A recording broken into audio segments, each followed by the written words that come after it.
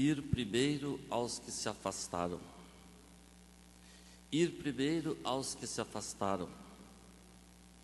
Ir primeiro aos que se afastaram foi o lema que eu escolhi para minha ordenação sacerdotal, quando, em 10 de julho de 1993, em Ijuí, pela imposição das santas mãos de um santo bispo, benemérito da Igreja e do Brasil, Dom José Ivo Lorscheider, eu recebi o sacramento da ordem no grau de presbítero. Eu sempre fui apaixonado por um aspecto psicológico e pedagógico de Jesus, o do bom pastor. Do bom pastor que não tem medo sequer de fazer um erro aritmético, deixar 99 ovelhas por aquela uma ovelha que, coitadinha, se perdeu. Um erro matemático, mas um acerto humano e existencial. Afinal, eu também fora uma ovelha perdida, cujo pastor me encontrou e me reconduziu ao seu rebanho. Como o Papa Francisco, no seu próprio lema de bispo e papa, eu posso dizer eu de mim mesmo, miserando atque eligendo. Ele elegeu um miserável. O afastamento de Deus é a fonte de todas as calamidades da humanidade em todos os tempos. Ouvimos isso na primeira leitura. Os israelitas, nação de rebeldes, se afastaram de mim, filhos de coração de pedra e cabeça dura. Sim, o afastamento de Deus resulta sempre em derrota humana, pessoal, comunitária e social. Quando o ser humano se afasta de Deus, inicia-se imediatamente os caminhos pelos quais cada pessoa individualmente e cada sociedade comunitariamente vão trilhar rumo ao fracasso.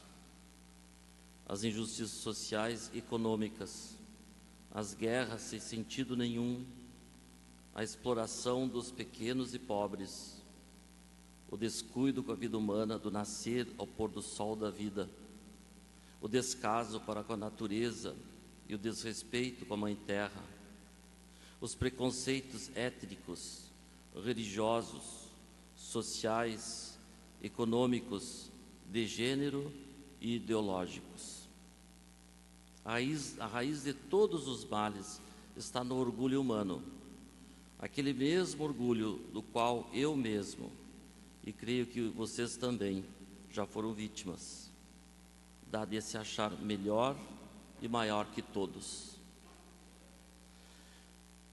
Disso ninguém está livre, nem nós, ou melhor, muito menos nós, padres e bispos. É por isso que hoje sou grato a Deus pelas vezes que, nesses 31 anos de padre, permitiu que eu fosse não o pastor, mas a ovelha perdida e encontrada.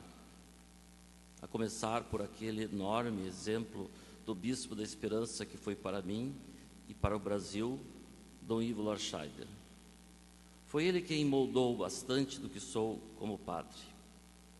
E as pessoas sabem que eu sou assim, duro como um diamante e mole como um coração de mãe.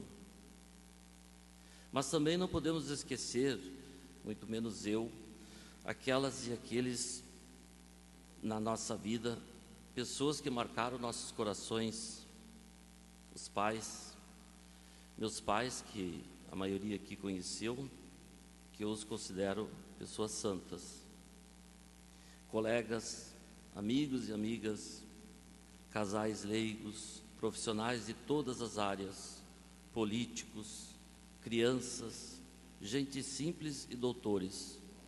Todos eles me fizeram ver meus defeitos e virtudes e ajudaram-me a carregar o fardo dos espinhos da carne, e quem não os tem, inerentes à nossa comum humanidade.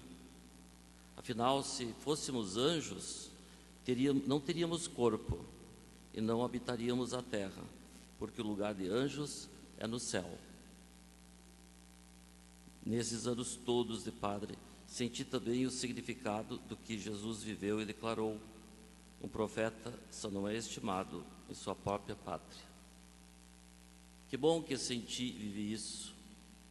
O padre deve ser discípulo e não palhaço imitador.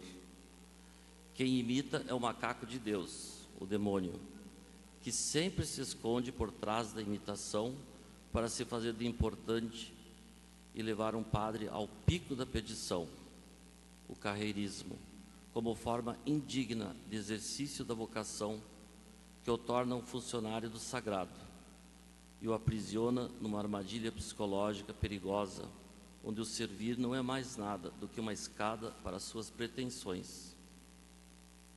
Levei muito tempo para aprender isso. Eu levei muito tempo para aprender que um padre deve ser ele mesmo, sempre ele mesmo, sempre ele mesmo, sempre ele mesmo, sempre. Ser padre é ser todo de Deus e todo dos homens. Se ser padre fosse ser somente todo de Deus, o padre seria dispensável. Se ser padre fosse somente ser todo dos homens, o padre seria manobrável. Preferi ser um pastor todo de Deus, para ir aos que se afastaram, para declarar que Deus é todo dos homens.